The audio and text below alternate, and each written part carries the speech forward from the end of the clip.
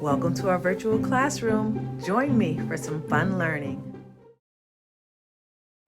Hello, it's Miss Nicole of Legacy Lineage Online Learning here to present story time. Today's story, Listen Buddy. So if you have watched some of our previous story times, I always talk about stories that were kind of like my favorites and maybe a few that I've highlighted that were my children's favorite, but this one was dedicated to two of my children, and I think it's a fun story. This is all about the importance of listening, just like the Pokey Little Puppy was all about the importance of following directions. This story is about listening, and it's called Listen Buddy. And I know sometimes we can be distracted and doing a lot of things, but it's important. Listening skills are very important. So let's get right to it. Listen, Buddy. Buddy's father had a beautiful big nose. He was a great sniffer.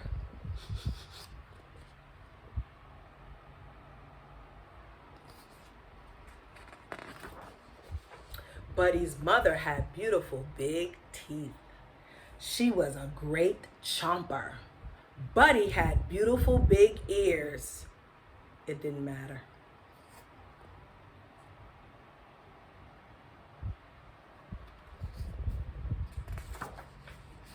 When Buddy's parents sent him to the vegetable stand to get a basket of squash, he came home with a basket of wash. When they asked him to buy 15 tomatoes, he came home with 50 potatoes.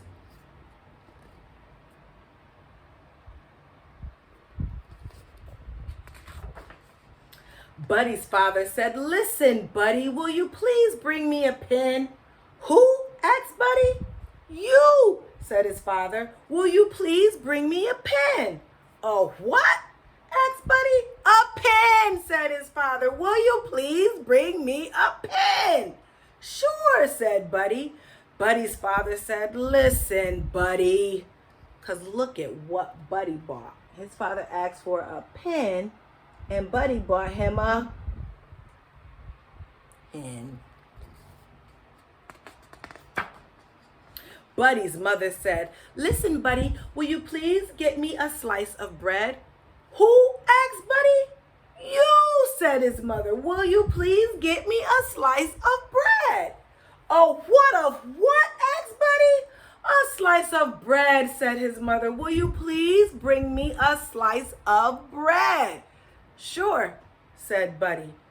Buddy's mother said, "Listen, Buddy." So she asked for a slice of bread, and he bought her a slice of bed. Look, he has a saw and everything. His ears are certainly not being used for listening. Somehow, Buddy's mind always wandered too far away from those beautiful ears. His parents tried yelling, "Listen, Buddy!" They tried whispering, "Listen, Buddy." Nothing worked.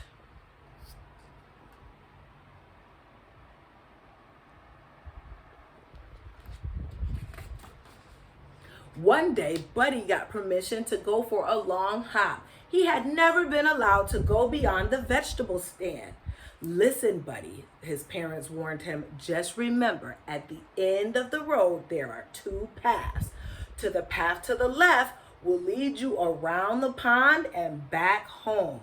But the path to the right will lead you to the cave of the scruffy varmint. And that scruffy varmint has a nasty temper. So be sure to take the path to the left." "Right?" asked Buddy. "Left," said his parents. "Right," said Buddy. And with a salute of his paw, he hopped away. So which way is he supposed to go? He's supposed to go left. Let's see. You think he's going to listen? Feeling very grown up, Buddy hopped along past the vegetable stand and to the end of the road. "Now let's see," he pondered. "Was I supposed to go left or right? Or right or left?" He thought as hard as he could. "The last thing I said was right, so that must be right." right he went. And look, if you look at the path that he gets to take, over here, this path just looks a little bit more pleasant. See it? It's bushes, it's nice and clear, right? The path to the left. But this path here, which is the path to the right, it's filled with thorns and there's an old tire in the way. There are just too many obstacles. Wonder which way he was supposed to take. Let's find out. 25 hops later, Buddy discovered that right was wrong.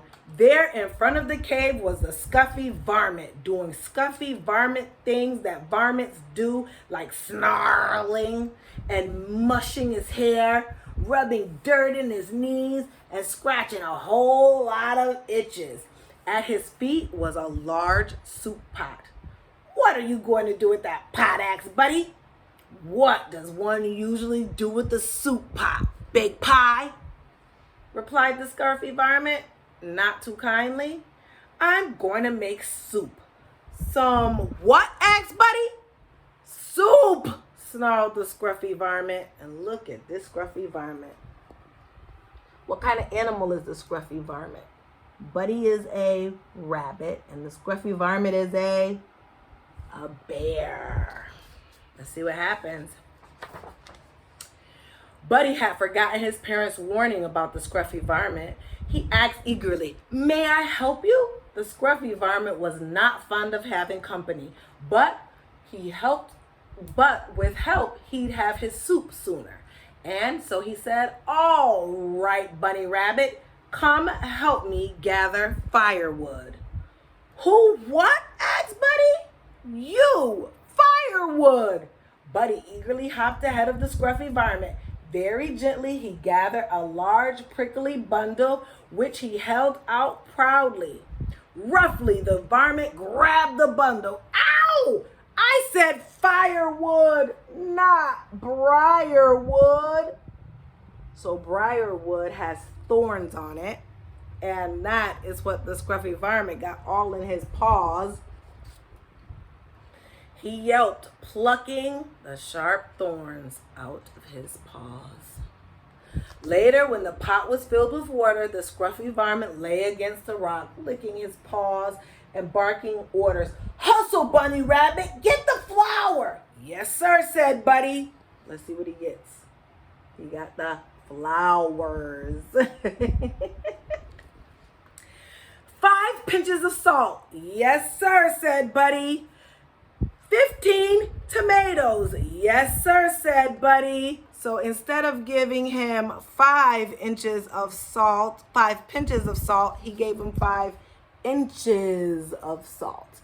And instead of 15 tomatoes, what did Buddy get? Just like he did before, 50 potatoes. Is he listening? He is getting frustrating too. The varmint has had it. And a big load of squash. Yes, sir, said Buddy. The Scruffy Varmint rose and gave the soup a stir, and he took a taste, and it tasted like, well, a little like maybe it needed some pepper. Bunny Rabbit, get the pepper from the left side of the kitchen sink, the varmint growled. Who get the what from the where side of the where what? Asked Buddy. And look. This is funny because there are salt, potatoes, cloves, and flowers in his soup. None of the ingredients he asked for. Not correctly. The Scruffy Varmint repeated, you get the what from the where side of the where what? Never mind. He stalked to the kitchen and got the pepper, sprinkled it on top of the soup. There, he snarled. Now, Bunny Rabbit, put the soup on the fire. Buddy put the soup in the fire.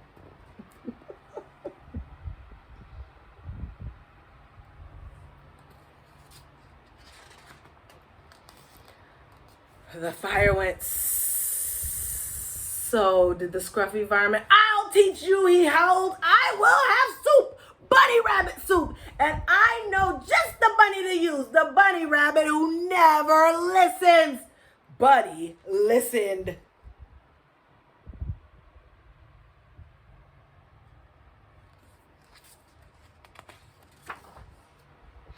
he also hopped very, very, very fast, faster than he had ever hopped in his life. He whizzed up the road, past the vegetable stand, and into the safety of his house.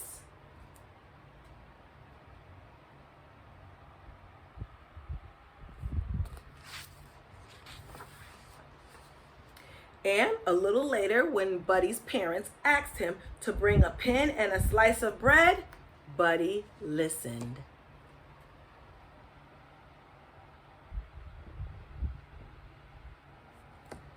The end. Thank you for joining me.